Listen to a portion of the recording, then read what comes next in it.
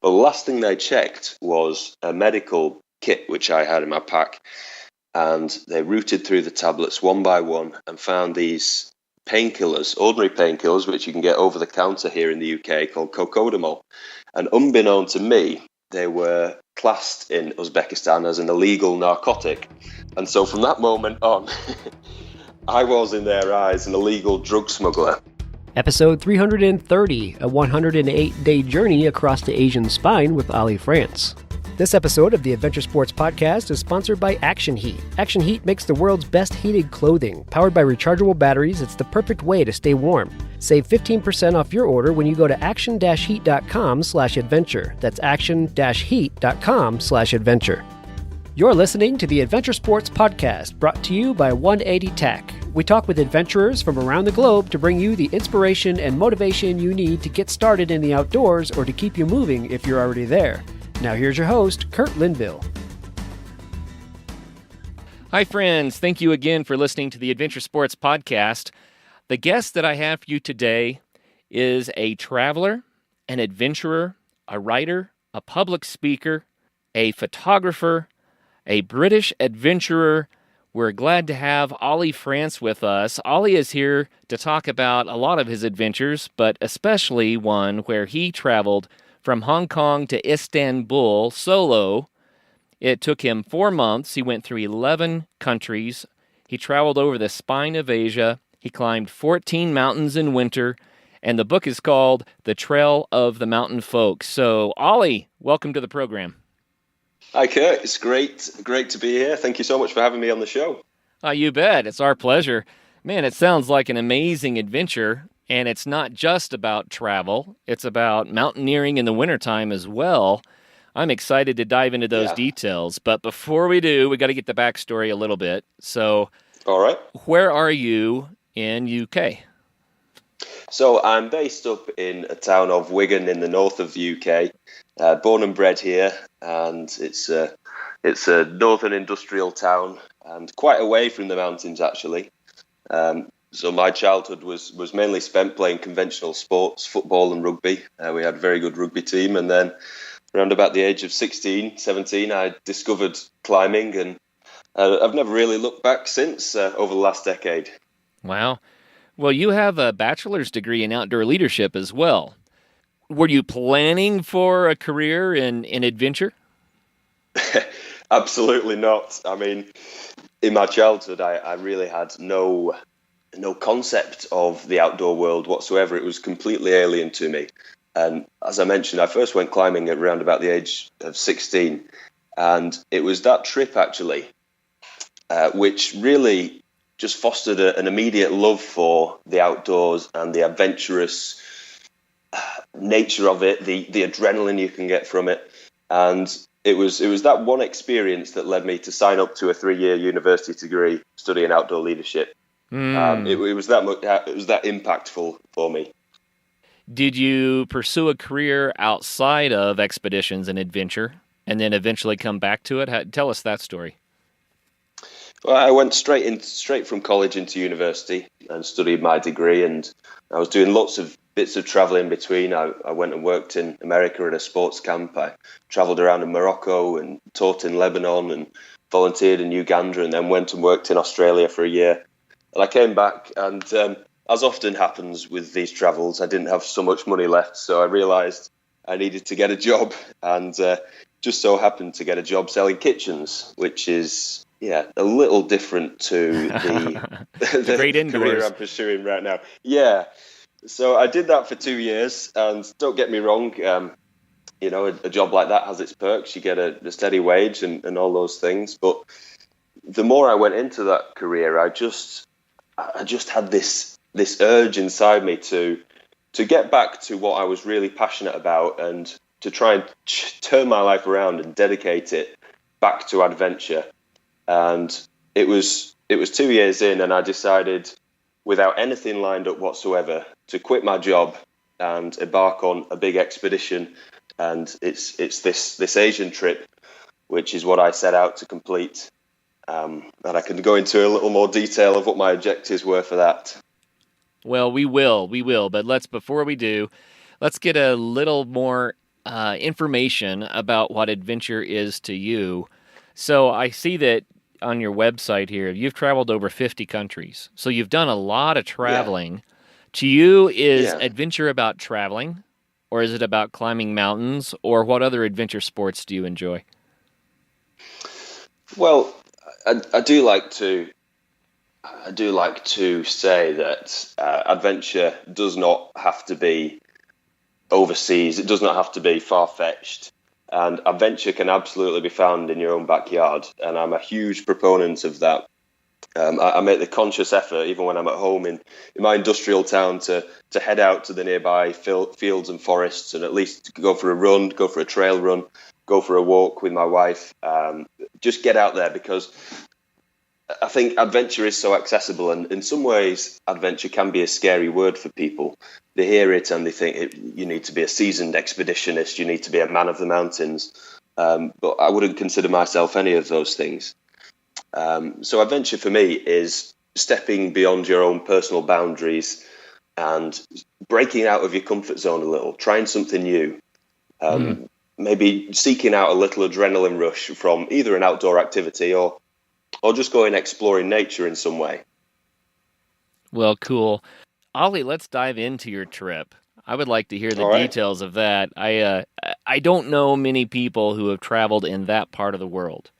To me, it's just like a big unknown, and I can't even visualize your route. And so, fill us in. From you started in Hong Kong and you went to Istanbul, so all the way to Turkey, Yeah, and that means you crossed all the stands, right? I did. Yes, yes. Okay, so what was that route? Well, almost all the stands. So the route was spending many years looking at maps, which really selected this route for me. And if you look at a topographical map of Asia, you'll notice an almost continuous spine of mountains which stretches from Southeast Asia down near Laos, Vietnam, and Burma, and then up through the Tibetan Plateau, and then you've got the Pamirs of Afghanistan, the Tian Shan of Kyrgyzstan and Kazakhstan, and they wind down through Iran and up through the Caucasus of Azerbaijan, Armenia, and then the mountains of Turkey and towards Istanbul. And it was looking at this chain of mountains, which it just spawned this question in my mind: would it be possible to travel overland through all these mountain ranges by any means whatsoever and climb at least one mountain in each country?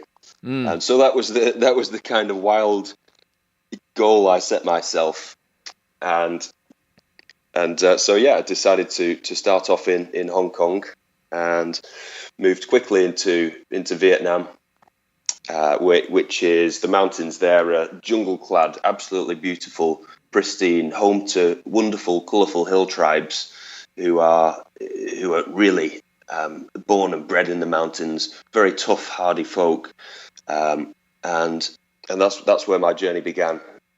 You really did go through a lot of places that I don't think are heavily traveled. Yes, I certainly did. Yeah, places like Central Asia, like you said, it is somewhat of a geographical black hole. Much of it was under the rule of the Soviet Union until the mid-90s, and then suddenly, from nowhere, 5 countries appeared.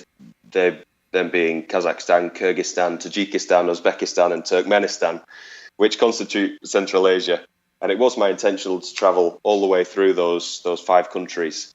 And it was here where I had some of my more interesting challenges, which included getting detained for several days, being spied upon, being held at borders, being skirted by avalanches, being trapped in blizzards, and immense amount of challenges as I was tackling some very remote mountains in the middle of winter, and really pushing myself to my absolute limits in those countries. So when you set out on the trip, did you expect these sorts of challenges? Well, the reality is probably not. It was from the outset. I knew that I was taking a conscious step into the unknown. As you say, these countries aren't known about so much, and although you hear things from fellow travellers about perhaps problems with police, for instance, on the people side, and then you certainly hear tales of daring adventures in the mountains in these regions. But certainly the encounters that I had and the experiences I had were far more powerful, far more dangerous, far more scary at times than I ever could have imagined. So logistically, when you decided to take this trip, did you do a lot of planning? Did you have all your visas in advance and that sort of thing? Well, you may perhaps expect me to say yes, but honestly, no. I had a destination which was Istanbul, which lay 8,000 miles away from Hong Kong. I had no guidebooks. I had no set route at the time I set off. I had my Chinese visa, but that was all. And I just had I had my destination, but everything else was sort of left up to chance and opportunity, which kind of sounds crazy, but I think it was that having that ability to be flexible, to move, to change direction, to go with the flow, to meet people and get advice and go to one place rather than another, to wing it in a certain way and allow people to guide your journey. I wanted that to happen. I didn't want to follow a commonly trodden route that you might find in a guidebook. I wanted sort of people to guide my way, if that makes sense. It does, and I think it's a wonderful way to travel. It would be so great. I mean, yeah. I've interviewed a lot of travelers, a lot of adventurers, and it starts out, I've said this on the show before, but it always starts out that it's about this adventure, and then by the end, it turns into it's really about the people I encountered along the way. It was both, right? But people always seem to be the focus. In the end, that's what makes people go, wow, the people were so cool. And absolutely choosing in advance to let the local people kind of guide your steps, man, that makes perfect sense. To me, that is probably the best way to travel if you can do it. Yeah, I wholeheartedly agree. And I think solo travel actually lends itself to that because you're forced to problem solve on your own and expose yourself to other people, rather than being sort of insular as you might be in a team or in a group of people. You need to ask other people for help. You need to find suggestions. You need to seek advice. And it's being a solo traveller, which I think, although frightening and scary at first, perhaps, it is so liberating once you realise that we're all humans and we're all willing to help each other. In times of need, and I was certainly in some times of need along my journey. Sure. Well, let's dive into that just a little bit. You mentioned earlier that you took a conscious step into the unknown, and I love how you said that. What were the scary parts of this? There aren't a lot of people that will just dive into something that's that unknown without a little bit more information and planning. Was there something that you found particularly challenging or compelling or scary about the way that you approach this? I mean, there were. I can pick out specific situations where because you are sort of off the beaten track, certain things happen which you could never have anticipated. And because you've not sought out research, you've not done your research on places, you're not so clued up as to what to expect. And I can give an example of that if you'd like to hear it. It's probably one of the standout tales from my journey. If I could share that. Yeah, let's hear it. All right. So I was down in the south of Tajikistan, which lies just to the north of Afghanistan, and it's an absolutely beautiful country. I just celebrated the Persian New Year, and I've been off to a really remote village called Shirken, in which I found, with the help of some locals, some dinosaur footprints which were marked on a cliff face and discovered in the 60s by a Russian archaeologist. And from there, my next step was to move towards Uzbekistan. And I know some of these countries may be unfamiliar to some of your listeners, but Uzbekistan is known generally as a fairly repressive country in which there's not so much freedom of speech. There's quite a tight grip on the country there, unfortunately. And as I passed travellers on the way, I heard tales that you may well be watched once you go to this country, and your rights may not be looked after as they might in the Western world. And so I headed towards the Uzbek border in a very remote part of Central Asia, between Dushanbe, the capital of Tajikistan, and a mountainous corner of Uzbekistan. And I headed there late at night, and it was dark, and it's a very, very quiet border post. And I crossed over the Tajik border. He tried to seek a bribe out of me. I refused and managed to get over into no man's land. And I was greeted on the Uzbek side by a pristinely attired officer wearing a green suit, green hat, in his perfectly white room. And he gave me a really excellent welcome and showed me through to the next door. And I thought, great, I'm in Uzbekistan. I don't know what the problem was. But as I go through into this room, it's this big, bright, white, almost medical-looking room. And there's a desk with a man sat behind it and tapping away on a computer, and another stern officer staring at me. And it's only me there at this time crossing the border. And he points to my bag and he points to the table. And so I throw it down, and he asks for my laptop, my phone, my hard drive, my cameras, all of these things which I've been carrying with me, all my electronic goods. And they start going through all the files on my camera, all the various things on my laptop. And I'm kind of thinking, oh, what on earth's going on here? Wow. And he takes me for a search through every item in my bag. And this process takes maybe about an hour. And I think, okay, yeah, they've just about done everything now. I'm going to be fine. But the last thing they checked was a medical kit, which I had in my pack.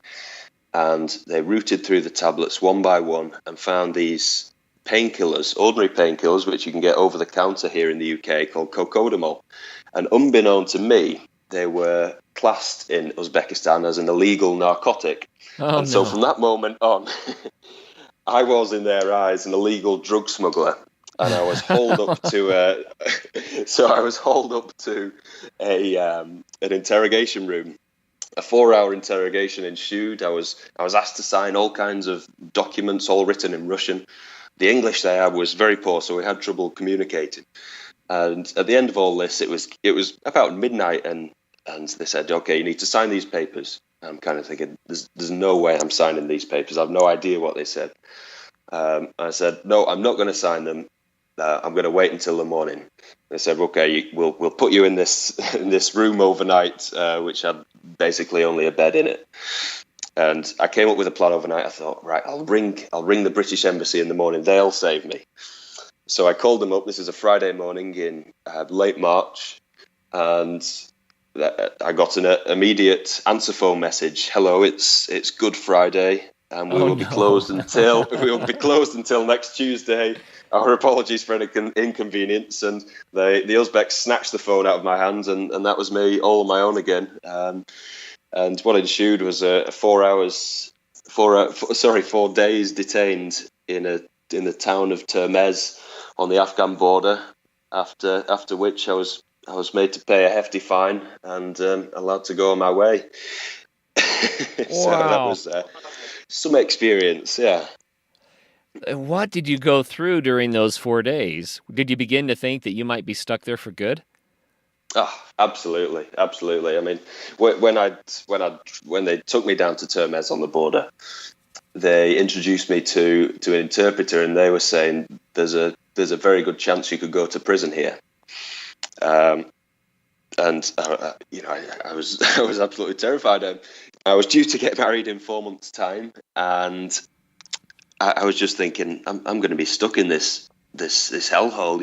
How on earth am I going to get out? And they basically put me under house arrest in a very dingy hotel in the middle of the city, and sort of there was one particular soldier or officer who returned to the room each day and was just the most cruel-minded person, just subjecting me to constant sort of mental anguish, really. And I couldn't shake him off, and he knew that I was just in the palm of his hands. He had my passport. There was no way out for me at that point, and he insisted that once I'd agreed that I would pay a fine rather than go to jail. Once I'd agreed on that, he said, "Okay, then Oliver, you must leave the very next day. You must leave Uzbekistan and go back to your country." And for a moment there, I actually agreed with him and thought, you know what, I'm about halfway through this trip. Maybe I should just go home. I'm putting my family through all this anguish because of these troubles. Maybe I should just go home. But then this inner voice just spoke to me, which is the same voice which made me come on this journey, which made me realize that, you know, this is a once in a lifetime opportunity to do something really great. And if you give up just because of something like this, then, you know, you could regret it for the rest of your life. And so I said goodbye to this officer once I'd been let out after paying my fine, and I caught a taxi straight up to the mountains and went and climbed one the next day in Uzbekistan. So they released you expecting that you're going to run away, and instead you just went right on in. I did. Yeah.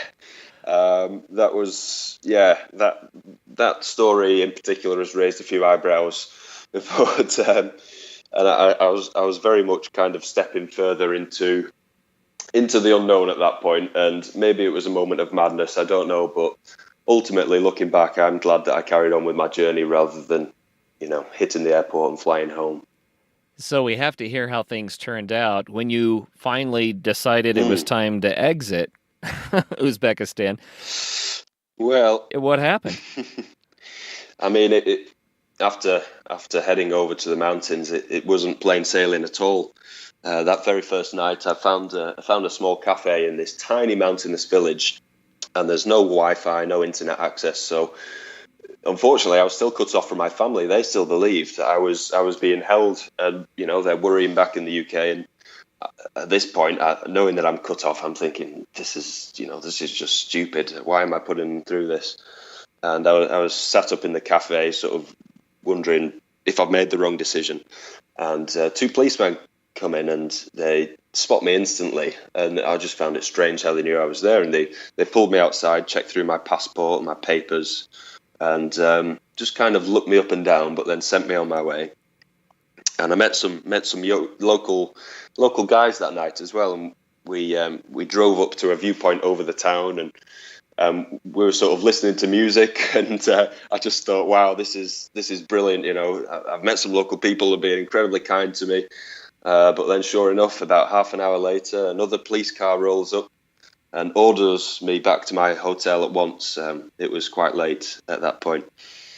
But the next day I woke up, I went and climbed a mountain. But on getting back, again, late in the evening, perhaps spookily, most spookily of all, as I walked back to my hotel and it was pitch black, I saw the police car parked up just around the corner from the hotel, and watched as the policeman got out of his car, walked along the front of the hotel, stood up against the window, and spied through it for about 10 seconds. And I knew there was nobody in that room because it was my bedroom. And he was consciously spying on me, or at least attempting to spy on me, without knowing, of course, I was watching him from the shadows of the road.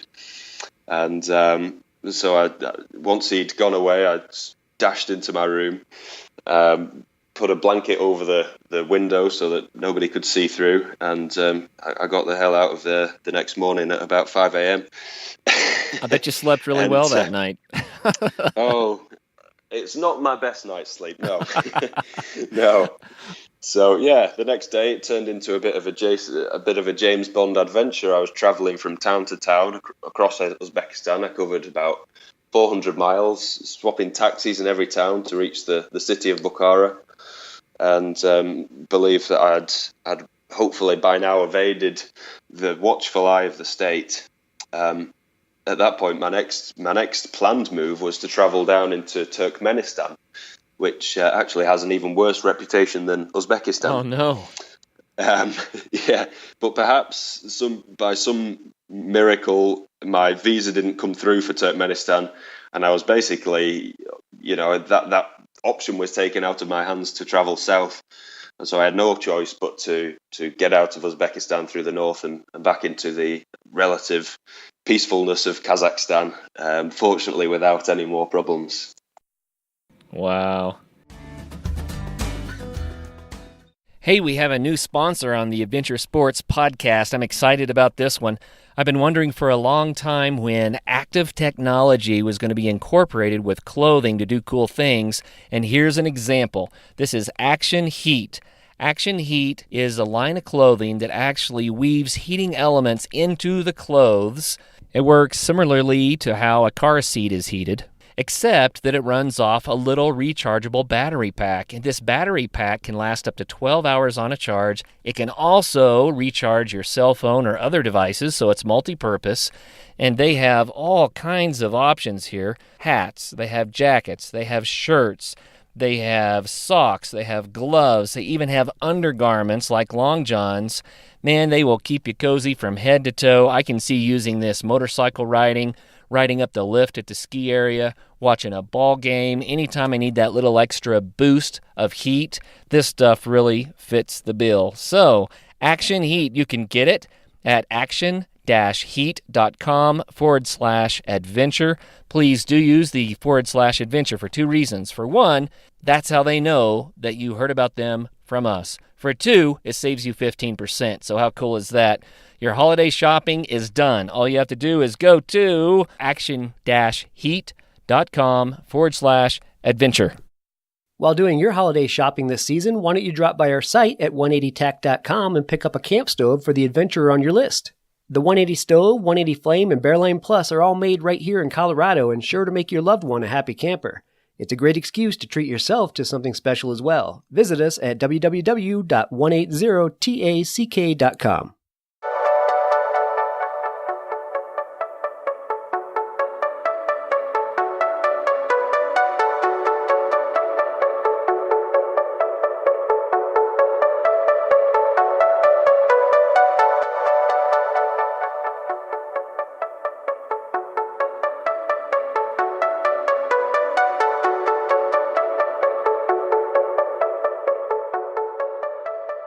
In the end, are you glad that you stayed in Uzbekistan, or would you have rather have just bypassed it somehow? Well, I'm alive, and it's a good story. So, yeah. I mean, I'm glad it's happened. Why not? Hey, it's character building. Let's call it that. Well, I have to just candidly admit, the idea of traveling sounds wonderful. The idea of climbing mountains sounds wonderful. The idea of meeting the local people sounds wonderful. The idea of dealing with the authorities doesn't sound wonderful at all. Yes, that was not the most pleasant part of the trip. However, I will say that all the other amazing moments really made it worth it. So what was next after Uzbekistan? After Uzbekistan, I found myself in Kazakhstan, and from there travelled across to the Caucasus region, which constitutes of Azerbaijan, Armenia, and Georgia. Three really fascinating countries in their own right, which is quite similar to much of Central Asia, was under Soviet rule for decades, and since then has endured kind of civil unrest and these kinds of problems. But what's left is a really undiscovered part of Asia, which absolutely fascinated me at once. You've got Azerbaijan, which sits on the coast of the Caspian Sea. It's got immense oil wealth, and the city Baku is called the Dubai of the Caucasus. It's an absolutely stunning place. And then you've got these incredible, untouched white mountains, which line the border between the Caucasus countries and southern part of Russia. And so that was my next target, to go and explore those. That area has always been kind of interest to me. And it might have something to do with the Caucasus, right? Or Georgia having the reputation for the most oldest people in the world living there, right? Yeah, that's right, yeah. And did you learn anything about that when you were there? Well, if my experiences are ever anything to go by, we all need to drink a lot more vodka in order to reach that old age. Because every time I was invited into one of the hospitable Georgians' homes, and they are the most hospitable people, I was inevitably plied with countless glasses of vodka. So perhaps that's their magic trick. Who knows? Well, I had heard it might be red wine, but don't know. Oh, the red wine is also excellent. Yeah, sample. I was forced to sample that on many occasions. And twist your arm, right? Yeah, well, a little bit, yeah. Well, it sounds so fascinating. You know, I heard a study once. No one knows really why it is that the people in that region tend to live so long, I don't think. But I did hear of a study once that was fascinating. It was a long-term study where they studied people's lives and how, especially people that have lived a long time, and they looked for some common element. Was it diet? Was it a stress level? You know, was it exercise? What was it that allowed these people to live so long? And this particular study came back with the most surprising result. It was not diet. Okay. It was not exercise. It was not stress. What it was joy. They found that the people that lived the longest were the ones that enjoyed life the most. And the conclusion was, go ahead and eat something, even if it's not that great for you, but make sure you really enjoy it when you do. Celebrate life to the fullest. Have friends, laugh a lot, and you'll live long. And I thought, well, I love that outcome. I don't know if it's medically sound, but it sounds great. So were the people in Georgia very joyful? They absolutely were. It was quite stunning, actually. As I mentioned, I was invited into people's homes, you know, without asking whatsoever. You meet somebody in the street, and they pull you through the front door, and 5 minutes later, you'd be sat around a table, you know, getting to know each other. But in the traditional meals, and I was very lucky to experience one of these high up in the Caucasus in a beautiful little town of Gudaury. Where some Georgian ski tourists had just returned from 7 days in the mountains, and I was traipsing through this village trying to find a place to stay. And this was the only place left with the lights on, because it was very late in the ski season and everyone else had shut up. So I knocked on this door, which was advertised as a hostel, although the sign had been pulled down. And they said, we are actually closed, but you know what? This is Georgia. Welcome on in. And it was just the most fascinating evening. The evening meal constituted of about 2 hours of joyful speeches and belly laughter and singing after dinner, and then an open fire outside and dancing. Like you say, actually, it was really pure joy for life, and it's just so invigorating to be in that setting. Wow, I think that those of us in the West need to take notes right now. I absolutely agree. Yeah. That's amazing to me. Yeah. Why is it that they have the freedom to celebrate life and we have the freedom to celebrate life?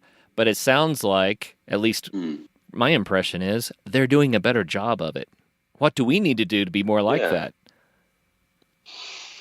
I think a lot of it is simplicity, actually. From my point of view, it's leading as simple a life as possible, and detaching yourself from time to time. You don't have to do it always, but detaching yourself from time to time from the modern world, from phones and emails and stresses and things like that. And I'm not suggesting you go on a big adventure like I did, but just get outside, walk in the mountains. And I think that is hugely stress relieving. To have nothing with you whatsoever but a pair of walking boots and, you know, a couple of friends.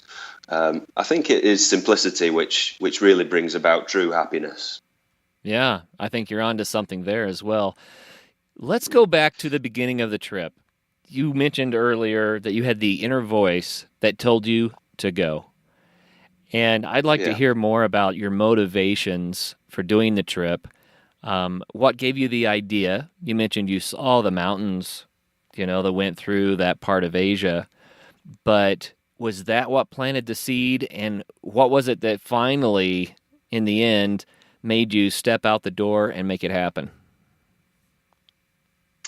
So I guess I guess the motivations were there were more than one, really. Partly it was a big part of it was setting myself such a outlandish challenge that it would perhaps shape my future, perhaps shape my future life.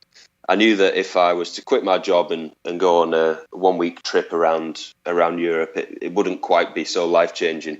I knew that it needed to be so extreme, so unusual, so challenging that I would have to evolve as a person to actually reach my endpoint.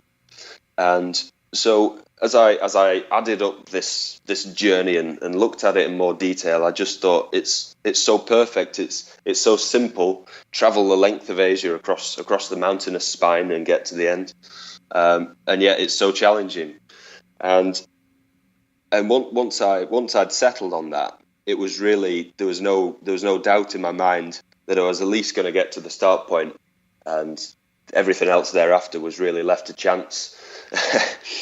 However, I did have this underlying compulsion to get to the end, knowing that if I didn't, then I could well return back home, back at square one. And so I absolutely had this determination to succeed despite the many challenges I faced. Well, what do you think the biggest obstacles were to getting started on the trip? Let's go there for just a minute. Okay.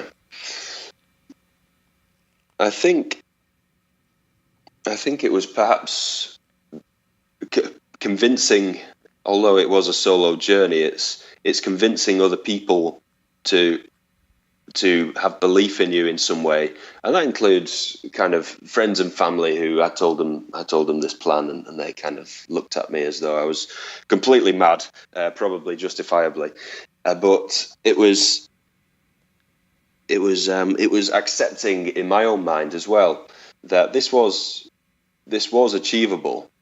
And there was a narrative which I kept repeating in my mind as I went through this journey. It's that the only thing that can actually stop you, it's not the avalanches, it's not the cold weather, it's not the chance of arrest or persecution from authorities. The only thing that can really stop you from getting to the end point is yourself.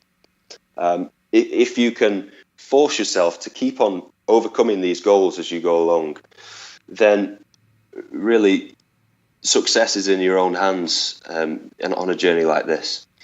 And I don't quite know. I do look back now, and I don't know if I could go and do that journey again. But for some reason, I think it was perhaps 2 years spent selling kitchens, living a life which I wasn't really enjoying. But I just felt this absolute compulsion to complete this journey, which I don't know if it was a fleeting part of my own existence, or if I could harness that again and do another trip just as grand. But it was like an inner compulsion, which is kind of hard to describe and may well sound kind of crazy, but that's the best I can do. No, I think I get that. I think that many people feel that tug, that says life's got to have bigger experiences and there's something out there. But I also keyed in on one thing that you said. You said you took off on a journey that you knew would have to change you, that you wouldn't be the same person at the end that you were at the beginning. And you chose that journey. That's where a lot of people stop. That's scary to people, So what kind of a change were you looking for? Well, I guess I'd had a taste of it in previous journeys previous little adventures I'd been on, knowing that when you do force yourself out of your comfort zone, you do grow as a person. And what I was hoping for myself is that I would realize that if I could actually complete this crazy journey that I challenged myself with, then what could I do? So I did come back with a mindset that actually anything is kind of possible now. If I put my mind to it as much as I managed to put my mind to this, then I can achieve it. And I think it comes down basically to having goals, setting yourself achievable goals, And that's something I've absolutely continued to do ever since this expedition. I've set myself regular incremental goals to try and evolve as a person, and I think it's great to try something new every single day and to challenge yourself every single day. And if you do that, if you do it over and over again, then it becomes normal to you. You become competent and you become confident in that whatever it might be. So life itself becomes the adventure. Absolutely. That's really cool, man. Really cool. Well, you also set out as a part of your objectives to climb at least one mountain in each of these countries. And you climbed mountains in wintertime. Give us a rundown of that. Yeah, I mean, that was perhaps the cause for some of the people, as I mentioned, to raise their eyebrows about my trip. Well, okay, I understand you going, but you do know that it's winter, don't you? But despite those concerns, I was there, and it was full winter conditions, and we're kind of talking minus. Well, it's Fahrenheit over there, isn't it? But very cold, very very cold in Tibet certainly, and across Central Asia, and. So I did face a lot of challenges associated with mountains off the beaten track in winter conditions. And certainly, probably Kyrgyzstan stands out the most in my mind, if I could maybe describe that. Oh, yeah, go for it. Experience. So I'd just arrived in the city of Bishkek, which is the capital of Kyrgyzstan. And just to the south of the city, about an hour away, is the Alatoy Mountains, which are a fantastically rugged mountain range. And I've been tracking the weather closely because I knew that a storm was coming in. And I had local advice saying that really, people don't go to these mountains in the winter time. But still, my objective was set. I'd picked out a map through no real research, just purely because it looked appealing on the contours on my map. And so I settled that I was going to climb this mountain called Komsomolets, which is just about 4,000 meters, about 4,050 meters, I believe. And so I hiked up there from the start point. There's no trail whatsoever. Absolutely, nobody around. The mountains really are deserted. And it was a long slog up a scree slope, and the altitude was just starting to grip me, and I finally reached 4,000 meters, and I'm thinking, okay, I'm going to have to wait here and spend the night, and I'll reach the summit in the morning. So I set up camp on a snowy ridge in the middle of nowhere in Kyrgyzstan, and overnight the conditions suddenly changed. The temperature dropped to around minus 15, and this immense blizzard blew in from the south. And I was sleeping in nothing but a sleeping bag and like a bivvy bag. So I had my face exposed to the conditions. Oh boy! Because I was traveling ultralight. I had no tent whatsoever. There's blizzard coming in. There's snow whizzing against my face, and I'm trying to shelter behind my bag. And morning comes around. I'm dying for morning to come around because it's absolutely freezing and can barely feel my feet. All my food is frozen solid, and despite putting my water bottles inside my sleeping bag with me, they too have frozen. And that was absolutely one of those distinct moments where I really had to ask myself, when I got up that morning, how much do I want it? How much do I want to strap on my frozen boots and lift up my heavy pack and turn into the blizzard and on up the mountain to the summit? And again, I came back to that thing where, I do believe that I can get to the end. I can get to the summit. I don't have to let things like the altitude and the snow and the cold stop me if I really believe that I can do it.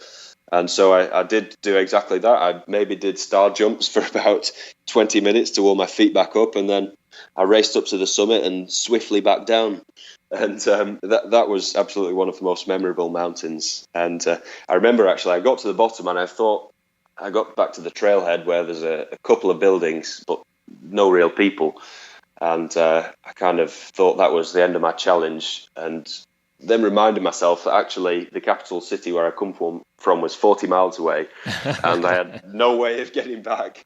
So I kind of looked the road up and down and then set off. Fortunately, after a couple of hours walking, I managed to flag down a passing car, and the family were very kindly took me back and shared chocolates with me. And I remember one quote, the mother of this family said, when I told them about my journey, she said, "Okay, but while you were sleeping in your sleeping bag, weren't you worried about eagles pecking your face?" And, I have to say that was never a concern amongst everything else. That's the first I've ever heard of that. Yeah, that's great. Yeah. So I wonder if that's a thing there. Maybe, yeah. That's funny. Hey friends, it's really been fun the last couple of weeks watching the early season snow start to blanket the high peaks. Winter is on the way. Bendgate Mountaineering is ready to help get you prepared for your epic winter. Come check out the latest in alpine touring, telemark, NTN, and splitboarding gear. They have brands like Black Crows, DPS, Dynafit, G3, Icelantic, K2, Technica Blizzard, Arc'teryx, Mammoth, Solomon, Volley, Neversummer, Jones, and BCA. And you do need to be safe out there. Bentgate has the latest in avalanche safety gear. They have beacons, airbags, shovels, and probes, and they're ready to help you educate yourself on snow safety. They also rent out gear, so you can get your skis and your boots there, as well as your avalanche safety equipment. What's more, they also have free demo ski days at local resorts, so you can try out the latest gear. Now, how much fun does that sound? So swing by Bentgate in Golden, Colorado, or go to bentgate.com to find your new gear, as well as to get updates on all of their events.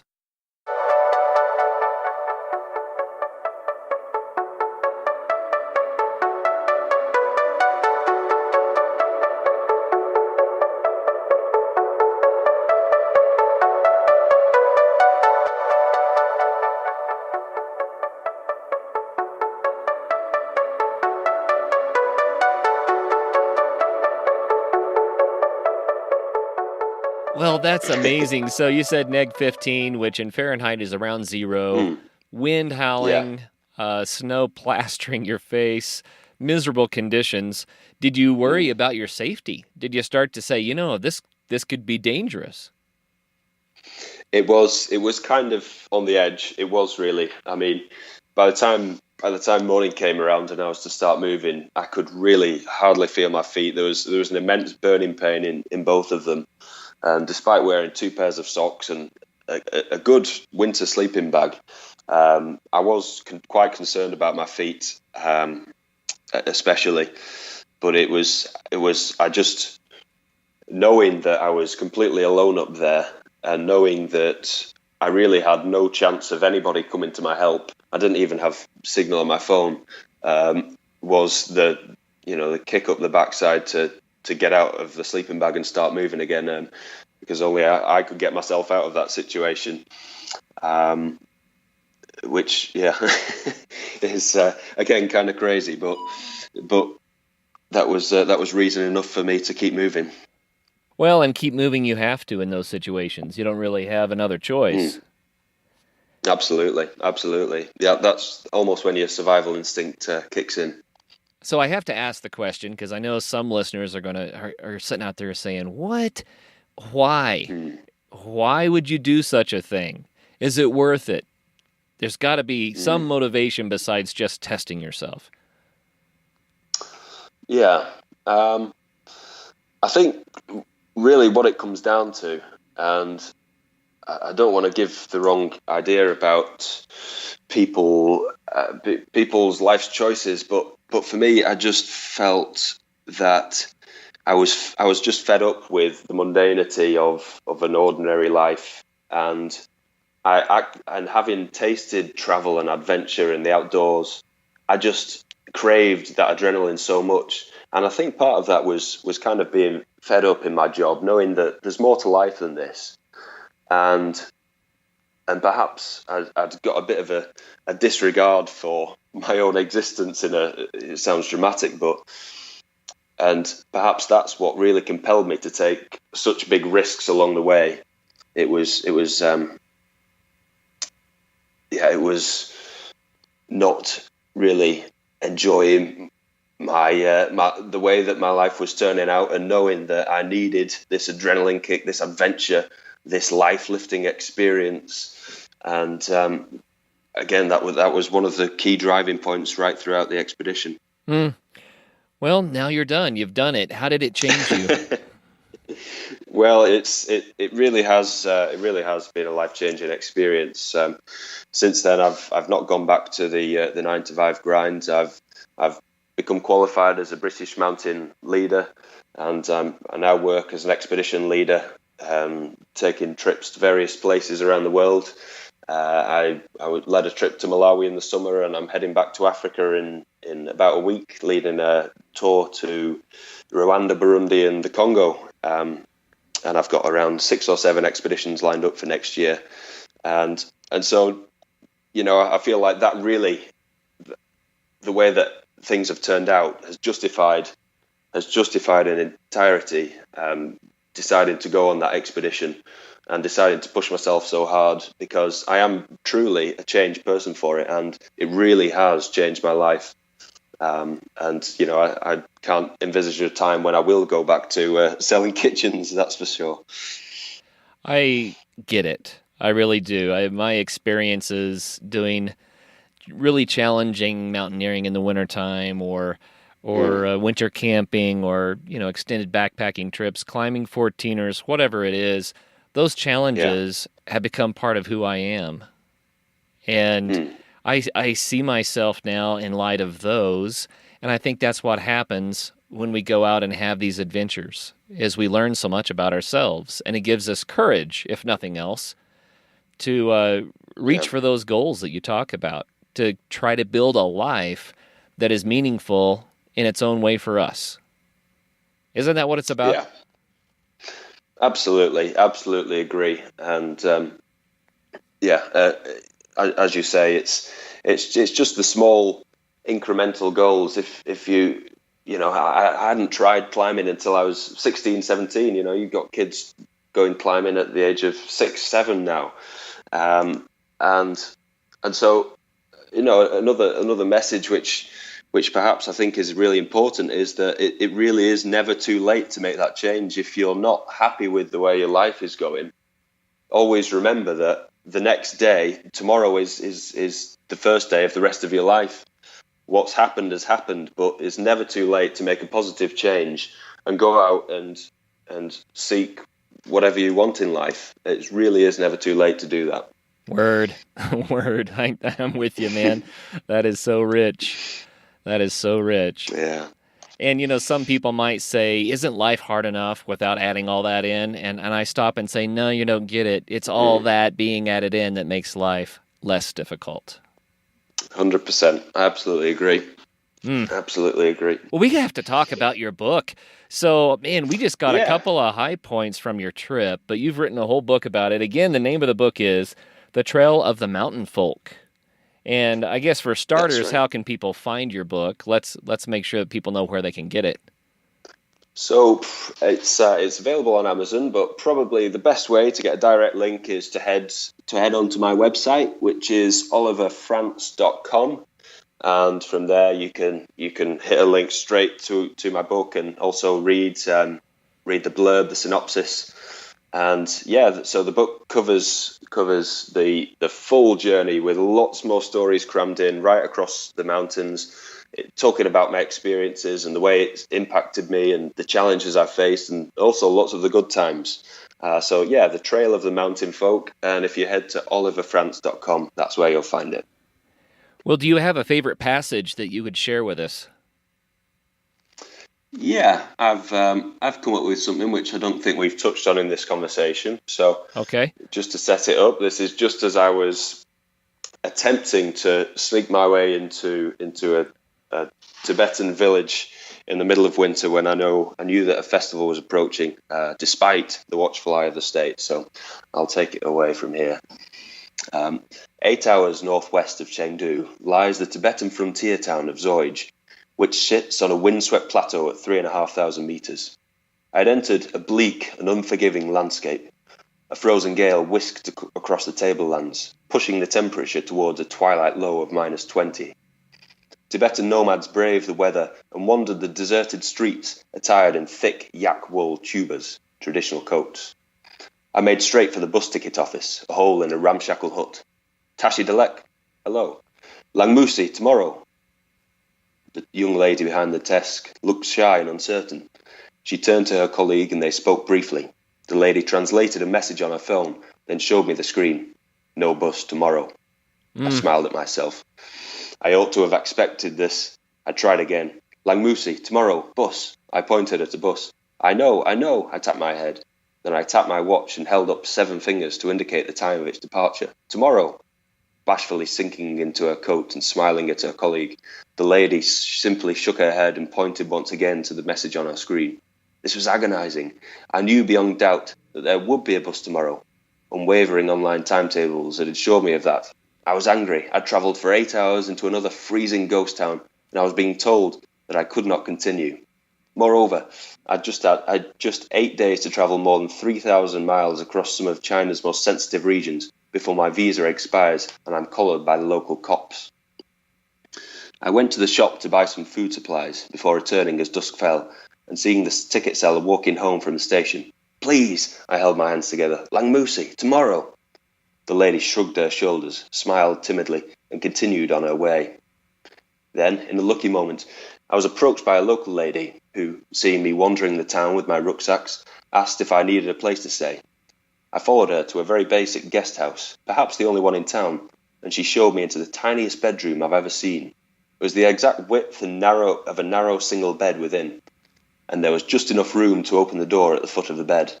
A window above the bedhead offered unrivaled views into the reception area, and a torn net curtain ensured that privacy was impossible.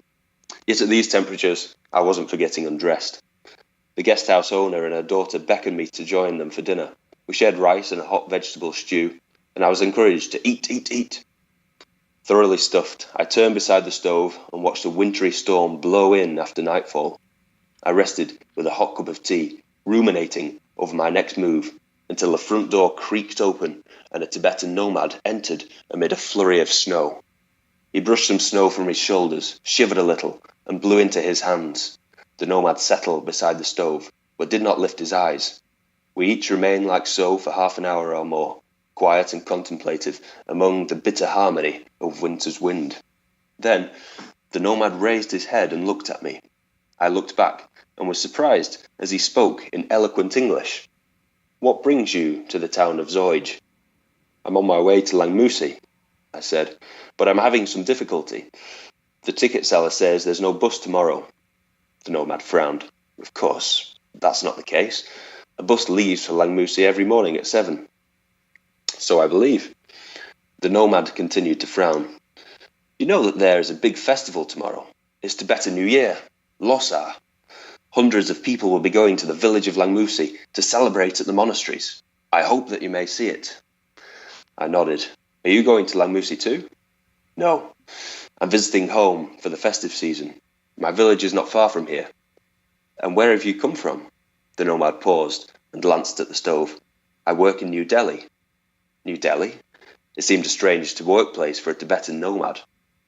Yes, I've lived there for the last 10 years. You see, I work for the Free Tibet Press. I'm a journalist. However, we're not allowed to operate inside China. And now that I've come home, I'm under watch, he paused. So there are people following you? I don't know.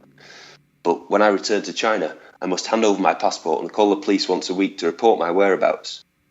And what if you wish to return to New Delhi when you don't have a passport? Well, I must seek permission. Anytime I want to leave my village, I must seek permission. If they do not grant this, then I cannot go anywhere. It is a very difficult situation. Home is no longer feels like it did when I was young. There's too much tension, too much discord, and sometimes I feel like I'm imprisoned. Since I left home 10 years ago, many Chinese businesses have arrived in Tibet. This makes it much harder for Tibetan people to live well. My people must learn Mandarin, but the outsiders do not learn Tibetan, and sometimes our culture feels marginalized. I'm sad to tell you that life in Tibet is filled with turmoil. I considered the nomad's word before his voice returned in a different tone. So, you wish to go to Langmusi tomorrow? I nodded. Then meet me here at 6 a.m. and I will help you. Wow, that is very well written, and I was captivated by the story. So did you get the bus in the morning? Well, I did indeed. The nomad snuck off and bought me some tickets and smuggled me onto this local bus, and the blizzard continued to blow and snow swept across the road, and among me were all these other Tibetan nomads and monks, and they were praying in their seats and swinging prayer wheels and whooping and hollering. And we eventually made it up to this town. I again needed to hitch a ride with two monks, past two police checkpoints, and finally into village, where I have to say I experienced one of the most incredible and dumbfounding festivals and experiences I've ever had the pleasure of experiencing in my life. Man, that is a book that has to be read. I want to get a copy of it myself. The Trail of the Mountain Folk. That's the one, yeah. So go to oliverfrance.com, and that might be a best way to get more information. You can click through there to order the book. That would be awesome. Yeah, thank you very much, Kurt. Very well written and amazing stories, man. It sounds like quite the trip, and I get it. Life-changing for sure. Life-changing for sure. Absolutely. Well, I want to remind the listeners out there, you also do public speaking. I do indeed. Is the best way to reach you in general, just to go to oliverfrance.com?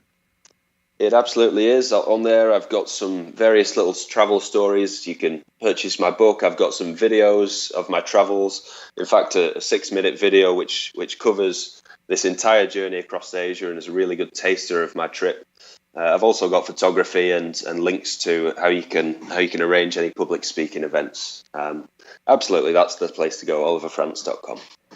Well, Ollie, you've certainly given me the itch to travel more. I've got to do it. Wow. Awesome. What an amazing life experience. Thank you so much for coming on the Adventure Sports Podcast today and sharing that with us. It's been a real pleasure. Thank you so much for having me. I've thoroughly enjoyed speaking to you today. Oh, yeah, it's our honor. And hey, all the listeners out there, wow, right? Until the next show, I'm not just going to say get out there and have some fun. I'm going to say plan something big. Make that a part of who you are and get out there and have some fun. We'll be back on Thursday with Anna Marie Watson to talk about ultra running. Hey, before you run off, why don't you join our Facebook group for the Adventure Sports Podcast? Just look it up. You can chime in on other people's adventures and post your own.